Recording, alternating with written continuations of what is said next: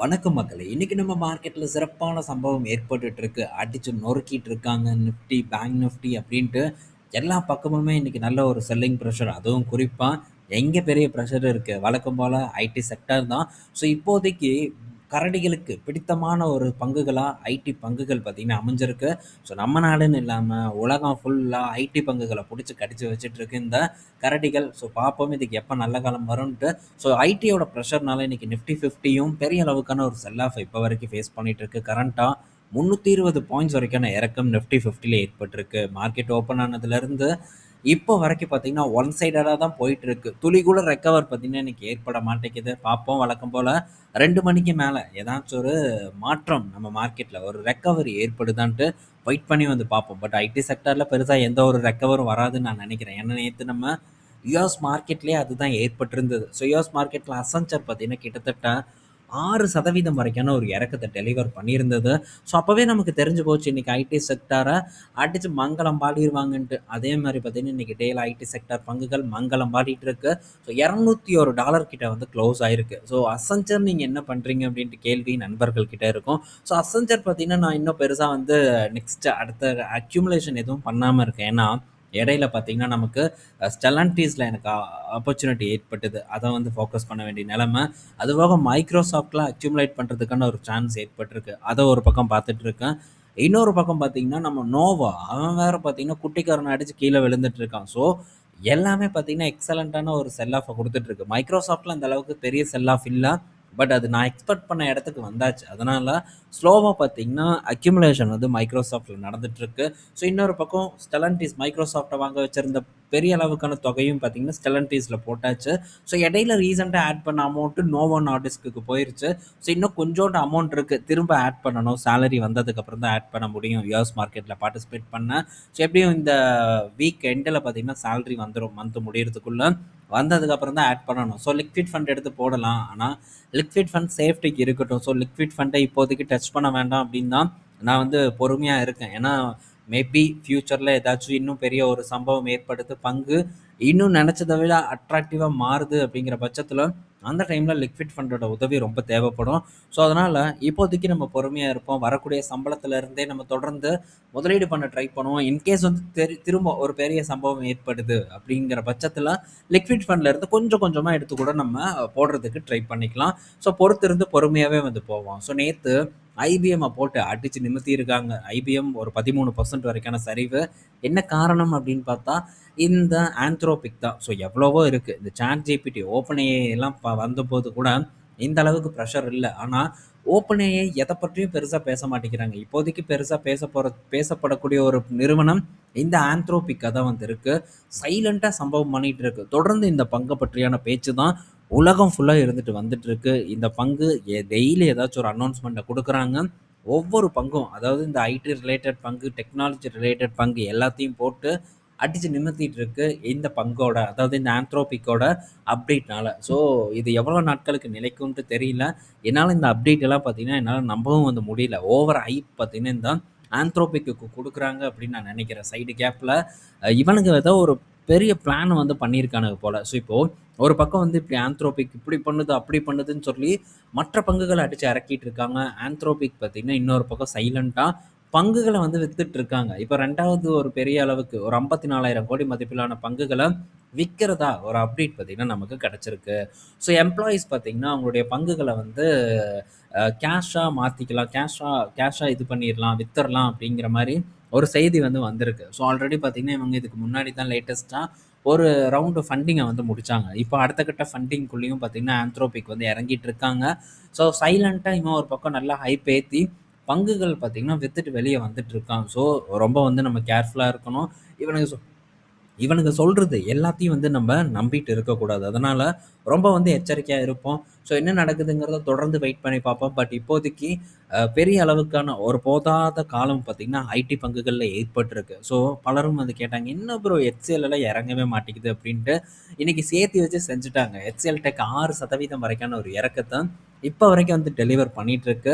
So HCL Techஅ பொறுத்தவரைக்கும் இன்னும் கொஞ்சம் கூட நம்ம வந்து வெயிட் தான் பண்ணணும். அந்த இடத்துல நமக்கு இன்னும் ஆப்பர்ச்சுனிட்டி எல்லாம் வந்து ஓப்பன் ஆகல.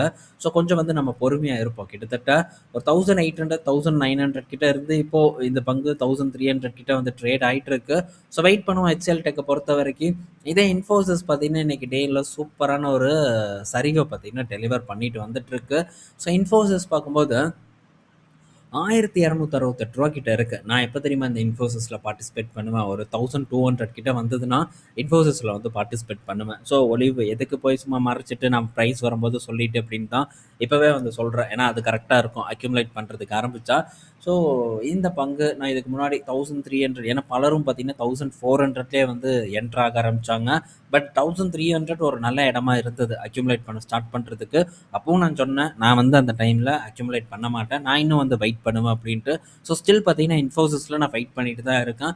ஸோ ஃபர்தர் நான் எக்ஸ்பெக்ட் பண்ணக்கூடிய ஒரு இடத்துக்கு வந்ததுன்னா, அப்போ இன்ஃபோசிஸை வந்து நான் கேப்சர் பண்றதுக்கு ட்ரை பண்ணுவேன். ஸோ பார்ப்போம் எவ்வளோ தூரம் இறங்குதுன்ட்டு. இன்னைக்கு இன்ஃபோசிஸ் 4.5% வரைக்கும் சரிவை கொடுத்துருக்கு. டிசிஎஸ் நம்ம பெரிய அண்ணாத்த பார்த்தீங்கன்னா இன்னைக்கு டேல அப்படியே மல்லாக்கப்படுத்து கிடக்குறான். என்ன ஆச்சு? ஸோ பெரிய அளவுக்கான சரிவு பார்த்தீங்கன்னா டிசிஎஸ்ல ஏற்பட்டுட்டு இருக்கு. ஸோ இப்போ தான் 2600 தான் லாஸ்ட்டாக வந்து அக்யூமுலேட் பண்ணப்பட்டது. அதனால் வெயிட் பண்ணுவோம். ஸோ 2550 இன்னைக்கு டேல வந்து மேபி ரீச் ஆச்சுன்னா ஒரு 2 3 குவான்டிட்டி அக்யூமுலேட் பண்ணலாம் அப்படிங்கிற ஒரு ஐடியாவில் இருக்கேன். ஸோ ஃபர்தராக ஒரு 2500 போச்சுன்னா ஒரு 10 குவான்டிட்டி கூட வந்து பண்ணுவேன். பார்ப்போம். இன்னைக்கெல்லாம் போகாது. ஏன்னா ஆல்ரெடி பார்த்தீங்கன்னா 4% வரைக்கான சரிவை வந்து கொடுத்துருக்கு இந்த டிசிஎஸ். அதனால ஸோ பொறுத்திருந்து பொறுமையாக பண்ணலாம். எக்கச்சக்க ஆப்பர்ச்சுனிட்டி இருக்குது. எல்லாத்தையும் கொண்டு போய் கொட்டிகிட்டு இருக்க முடியாது. ஸோ பொறுமையாக எல்லாத்துக்கும் டைவர்சிஃபைட் பண்ணி ஒரு இன்வெஸ்ட்மெண்ட் பண்ணுறதை பற்றி தான் இப்போதைக்கு நான் திங்க் பண்ணிட்டு இருக்கேன். ஸோ ஒவ்வொரு விஷயத்தையும் உங்க கூட ஷேர் பண்ணுறேன். ஏதாச்சும் ஒரு மாற்றம் ஏற்படுது அப்படின்னாலும் நான் திடீர்னு மைண்ட் சேஞ்ச் ஆவேன். அந்த மாதிரி ஏதாச்சும் ஆனாலும் கண்டிப்பாக உங்கள் கூட அதை பற்றியான அப்டேட்டை ஷேர் பண்ணுவேன். ஸோ எதையும் ஷேர் பண்ணாமல் டெஃபினட்டாக எதுவும் வந்து பண்ண மாட்டேன். ஸோ அப்படிங்கிறத இந்த இடத்துல நான் திரும்ப வந்து சொல்லிக்கிறேன். ஸோ அடுத்தது பார்த்தீங்கன்னா இன்றைக்கி டேட்டில் விப்ரோ 200 வந்து கட் ஆயிருச்சு. 200 கட் பண்ணிருச்சு. ஸோ விப்ரோவும் பார்த்தீங்கன்னா நல்ல ஒரு செல் ஆஃப் வந்து ஃபேஸ் பண்ணிகிட்டு இருக்கு. விப்ரோவில் வெயிட் பண்ணலான்னு சொல்லியிருக்கேன். ஸோ வெயிட் பண்ணுவோம், பார்ப்போம். நான் இன்னும் வந்து விப்ரோலையும் அக்யூமுலேட் பண்ணுறதுக்கு ஸ்டார்ட் பண்ணலை. ஏன்னா நான் லாஸ்ட் வாங்கின ஒரு ரேஞ்சை கூட இன்னும் இந்த விப்ரோ வந்து டச் பண்ணாமல் தான் வந்திருக்கு. விரைவில் டச் பண்ணிரும் நான் நினைக்கிறேன். ஸோ இவ்வளோ நாள் ஹோல்டு பண்ணி இந்த ஐடி பங்குகளில் என்ன கிடைச்சதுன்னு பார்த்தா ஒன்றும் இல்லை. இந்த வடிவேல் படத்தில் ஜோ அப்புக்குள்ள இருந்து 2 பேக்கெட்டையும் எடுத்து வெளியே போட்டுட்டு ஒன்றும் இல்லைங்கிற மாதிரி தான் இதில் ஒரு ரிட்டனும் இல்லை. கடைசிக்கு டிவிடெண்ட் கிடைச்சது ஒரு ரிட்டர்ன். ஸோ இது மட்டும்தான் நமக்கு கிடைச்ச ஒரு பெனிஃபிட். ஐடி பங்குகளை போட்டு அதுக்குள்ளே நமக்கு மங்களம்பாடி விட்டுருக்கானுங்க. ஸோ வெயிட் பண்ணுவோம். விப்ரோ பார்ப்போம். திரும்ப பழைய ஒரு டவுன்ஃபாலை நோக்கி வந்ததுன்னா விப்ரோலையும் ஒரு ஆப்பர்ச்சுனிட்டி வந்து ஏற்படும். அது வரைக்கும் நம்ம வெயிட் பண்ணுவோம். ஸோ மேபி ஏதாச்சும் ஒரு சூழ்நிலையில் அட்ராக்டிவான இடத்துக்கு வந்ததுன்னா முடிஞ்ச அளவுக்கு வேகமாக அதை பற்றியான இன்ஃபர்மேஷனை உங்கள் கூட நான் ஷேர் பண்ணுறதுக்கு ட்ரை பண்ணுறேன். இதுதான் ஐடி பங்குகள் எல்லாத்த பற்றியான அப்டேட் நம்ம இந்த வீடியோவில் இப்போ வரைக்கும். ஸோ ஐடி பங்குகள் நம்ம நாட்டு ஐடி பங்குகளை பார்த்துருக்கோம். அமெரிக்கா செக்டார் அமெரிக்காவில் இருக்கக்கூடிய ஆப்பர்ச்சுனிட்டிஸ் இருக்கக்கூடிய சில அப்டேட்ஸை பற்றி நம்ம டிஸ்கஸ் பண்ணியிருப்போம். ஸோ கிளியராக இருப்பீங்கன்னு நான் நினைக்கிறேன். டவுட்டாக இருந்ததுன்னா கேளுங்க. ஸோ ரீட்டைல் ஆப்ஷன் குளோபலில் வேறு வீடியோ போடணும். குறிப்பிட்ட சில அமெரிக்க பங்குகள் பற்றி அங்கே நிறைய சேஞ்சஸ் எல்லாம் நடக்குது. நான் தான் உங்கள் கூட எதுவுமே டிஸ்கஸ் பண்ணாமல் இருக்கேன். ஸோ சீக்கிரம் நான் டிஸ்கஸ் பண்ணுறதுக்கு ட்ரை பண்ணுறேன். அடுத்தது வந்து ஸோ நெக்ஸ்ட்டு பார்த்தீங்கன்னா பாரதி ஏர்டெல் கிட்டேருந்து ஒரு அப்டேட் வந்திருக்கு. என்ன அப்டேட்னா ஒரு 20,000 கோடி வரைக்கும் பாரதி ஏர்டெல் வந்து ஏர்டெல் மணியில் பணம் போட போகிறதா சொல்கிறாங்க. அவங்களுடைய என்பிஎஃப்சி ஆர்மில். ஸோ இந்த ஃபினான்ஸை பார்த்தீங்கன்னா பெரிய அளவுக்கு இந்த ஏர்டெல் நிறுவனம் வந்து இப்போது எய்ம் வச்சுருக்காங்க. ஸோ அதனால் 3% இன்னைக்கு டேயில் போட்டு அடித்து கீழே இறக்கியிருக்காங்க ஏர்டெல் நிறுவனம் பங்கை. ஸோ அடுத்தது பார்த்தீங்கன்னா ஒலக்ட்ரா ஷேர் கிட்டேருந்து ஒரு அப்டேட் வந்திருக்கு. ஒலக்ட்ரா பார்த்தீங்கன்னா ஒரு 1000 பஸ்ஸுக்கான 1085 பஸ்ஸுக்கான ஆர்டர் பார்த்தீங்கன்னா ஹைதராபாத்தில் ஸோ இந்த பிஎம்இ டிரைவ் இனிஷியேட்டிவ் மூலிமா கிடச்சிருக்கிறதா ஒரு டேட்டா வந்து கொடுத்துருக்காங்க. ஸோ இதுவும் வந்து ஒலக்ட்ராவை பொறுத்த வரைக்கும் ஒரு பாசிட்டிவ் நியூஸ். ஆனால் என்னென்னா இப்போ ஒரு நண்பர் நான் இடையில நான் கமெண்ட் பார்த்தேன். ஸோ ஒலக்ட்ரா வந்து நான் ஏதோ ஒரு பீக் ப்ரைஸில் தான் வந்து வாங்கியிருக்காங்க. இந்த ஒலக்ட்ரா பற்றியெல்லாம் நம்ம தொடர்ந்து டிஸ்கஸ் பண்ணிட்டு தான் இருந்தோம். பலருக்கும் வந்து அந்த டைமில் ஞாபகம் இருக்கும்னு நான் நினைக்கிறேன். ஸோ இந்த ஒலக்ட்ரா இதெல்லாம் வந்து யார் கூட போட்டி போடுறாங்கன்னா நம்ம டாடா மோட்டார்ஸ், அசோக் லேலண்ட் போன்ற லெஜெண்டரி நிறுவனங்கள் கூட வந்து போட்டி போடுது. ஸோ இந்த எலக்ட்ரிக்கை பொறுத்த வரைக்கும் டாட்டாவும் நல்லா பண்ணுறாங்க. அசோக் லேலண்டும் ஸ்விட்ச் மொபிலிட்டியில் நல்லா தான் பண்ணிகிட்டு இருக்காங்க. ஸோ ஒலக்ட்ராவையும் ஒன்றும் நான் மோசம் சொல்லலை. ஆனால் வேல்யூவேஷன் வந்து ரொம்ப முக்கியம் தானே. நம்ம அதை வந்து பார்க்கணும். ஸோ இப்போதைக்கு ஸ்டோரியை மட்டும் நம்ம கேட்டு முதலீடு பண்ணணும்னா டெஃபினட்டாக வந்து இந்த இடத்துல இழப்பு தான் வந்து ஏற்படும். அதனால ஸ்டோரி நம்ம பார்க்கக்கூடாது அப்படின்ட்டு தெளிவா சொன்னேன். இந்த ஒலக்ட்ராக்கும் சரி, ஜேபிஎம் ஆட்டோக்கும் சரி 2க்கும் வந்து அதுதான் சொன்னேன். மேபி வேல்யூவேஷன் அட்ராக்டிவா இருந்ததுன்னா நம்ம இந்த இடத்துல ஸோ ஃபோக்கஸ் பண்றத பத்தி திங்க் பண்ணலாம். பட் பலரும் இதுல பீக்ல வாங்கி வச்சுட்டு உட்கார்ந்துட்டு இருக்காங்க. ஸோ ரொம்பவே பெரிய ஒரு ரிஸ்க் தான். ஸோ இந்த பங்கெல்லாம் நம்ம இந்த மாதிரியான டைம்ல பிடிப்பது நம்ம போர்ட்ஃபோலியோக்கு மிகவும் ஆபத்தான ஒரு விஷயம். இறங்குச்சுன்னா என்ன பண்றதுன்னே தெரியாது. இந்த மாதிரி பங்குகள பொறுத்தவரைக்கும் யாருமே இத பத்தி பேச மாட்டாங்க. ஐயோ! என்ன இது? இத பற்றியான செய்தியே நமக்கு கிடைக்க மாட்டேங்குதேன்ட்டு மிகப்பெரிய ஒரு டிப்ரஷனுக்குள்ள போய் கடைசியில வேஸ்ட்டா வந்து செல் பண்றதுக்கான வாய்ப்பு தான் அதிகமா இருக்கு. அதனால ரொம்ப கேர்ஃபுல்லா இருங்க. ஹையர் வேல்யூ குடுத்து இந்த மாரியான சின்ன பங்குகள சில கதைகள கேட்டு வாங்காதீங்க. ஒரு பங்கு தலையில கட்டுனனாலே பலரும் என்ன வந்து பண்றாங்கன்னா, ஒரு பெரிய கதைய வந்து கிளப்பி விடுறாங்க. அந்த கதை கேட்கும்போது, ஆஹா! சூப்பரா இருக்கே இந்த கதை அப்படின்னு தான் பலரும் வந்து அந்த பங்குல விழுகுறாங்க. ஸோ இந்த மாரி கதைய நம்பி முதலீடு பண்ணி நம்ம கடைசியில மோசம் போறது தான் நிச்சயம். ஸோ அதெல்லாம் வந்து நம்ம எக்ஸ்பீரியன்ஸ் ஆக ஆக வந்து கத்துக்குவோம். என்னதான் நம்ம இந்த பக்கம் உட்காந்து கத்துன்னு கத்துனாலும் கூட, ஸோ அத ஏத்துக்கிறதுக்கான மனசு பலருக்கும் இருக்காது. பட் அதெல்லாம் வந்து தானா அடி வாங்கி கத்துக்கிட்டா தான் உண்டு. பட் கத்துக்கிட்டு எத்தன பேர் மார்க்கெட்ல நிலைச்சிருப்பாங்கங்கிறது தான் ஒரு கொஸ்டின் மார்க். ஏன்னா அதுக்கு முன்னாடியே நம்ம ஷேர் மார்க்கெட்ட வேணாம்டா சாமி, நம்ம ஒரு பக்கம் சம்பாரிக்கிறோம். இது பாட்டுக்கு காச இழுத்துட்டு இருக்கே அப்படின்ட்டு ஒரு டிப்ரஷன் ஆகி அப்படியே நம்ம இந்த மார்க்கெட்டே வேஸ்ட்டுன்ட்டு கிளம்புறதுக்கான சூழ்நிலை அதிகமா இருக்கு. பலரையும் நான் பார்த்துருக்கேன். ஸோ ரொம்ப பொறுமையா சரியான இடத்துல முதலீடு பண்ண ட்ரை பண்ணுங்க. தயவு செஞ்சு கதைய கேட்டு எந்த பங்குலயும் முதலீடு பண்ணாதீங்க.